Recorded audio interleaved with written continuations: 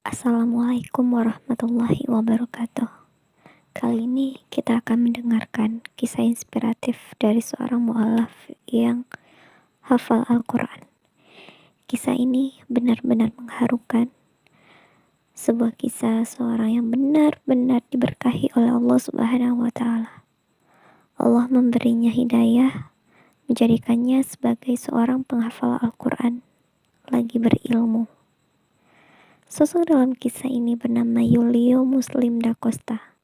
Ia seorang mu'alaf.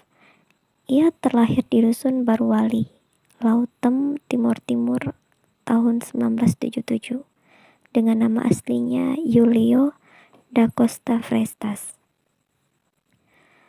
Pada masa mudanya, ia seorang pengadut Katolik yang aktif di gereja. Setelah 3 tahun, Yulio aktif membantu pendeta di gereja.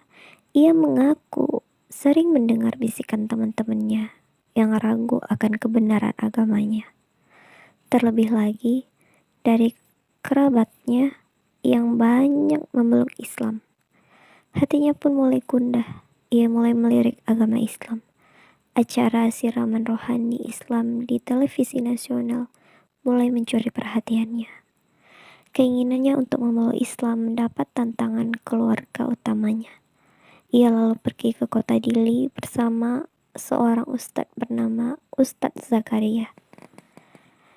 Dalam perjalanan mereka singgah di kota Baukau. Di kota persinggahan inilah Yulio bersyahadat menjadi seorang muslim. Masya Allah. Namanya pun dirubah dari Yulio da Costa Frestas menjadi Yulio Muslim da Costa. Pada awal keislamannya, ia tidak tahu harus berbuat apa. Ketika hal ini ditanyakannya, sang ustadz memintanya untuk mengerjakan sholat dengan cara mengikuti apapun yang imam lakukan dalam sholat. Sejak saat itu, ia selalu mengikuti setiap gerakan yang dilakukan imam. Bahkan ketika sholat selesai dan imam berzikir sambil bergerak-gerakkan bibirnya. Padahal saat itu saya tak tahu apa yang diikuti itu. Terkadang kalau mengingat kenangan itu, saya selalu menertawakan diri saya sendiri, kenangnya. Ia lalu bertolak ke sebuah pondok pesantren di Paciran, Lamongan, Jawa Timur, tempat Ustadz Zakaria pernah menimba ilmu. Ia lalu dijemput ke pondok pesantren Taruna Al-Quran Yogyakarta, pimpinan Kiai Haji Umar Budihargo. Dengan semangat tinggi, ia menimba ilmu dan mempelajari tulisan Arab dalam 3 pekan. Ia menamatkan buku Iqra.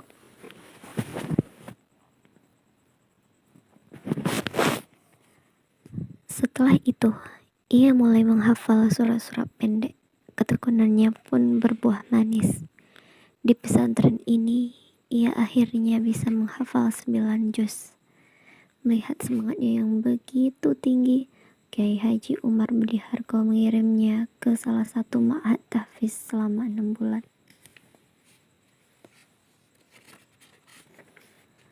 Muslim, nama panggilan barunya. Seringkali menangis dalam sholat malamnya. Ia mensyukuri nikmat hidayah Al-Quran dan ilmu dari Allah Subhanahu wa Ta'ala. Ia sering meminta kepada Allah Subhanahu wa Ta'ala untuk tetap istiqomah dalam menuntut ilmu. Doanya terkabul. Ia termasuk seorang santri yang ditunjuk untuk mengikuti tes ke Madinah atas izin Allah. Ia pun diterima. Terhitung 7 tahun sejak 1998 hingga 2005, ia menimba ilmu di Madinah hingga ia menjadi seorang sarjana syariah. Ia pun mengajarkan ilmunya di beberapa tempat seperti Pondok Taruna Al-Quran sendiri dan Pondok Tahfiz Putra dan Taklim Bahasa Arab yang berada di Gunung Sempu, Kasihan, Bantul.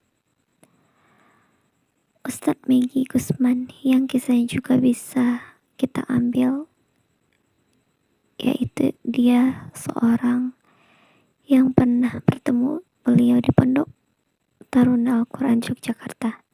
Ya, dia adalah Ustadz Ana dulu di Jogja. Ana rindu sekali kepadanya, ujarnya mengenang. Kini ia mengemban amanah memimpin sebuah pondok tahfiz putra dan studi bahasa Arab bernama Pesantren Bina Madani di Bogor, Jawa Barat. Keluarganya sendiri telah bersyahadat pada tahun 2003.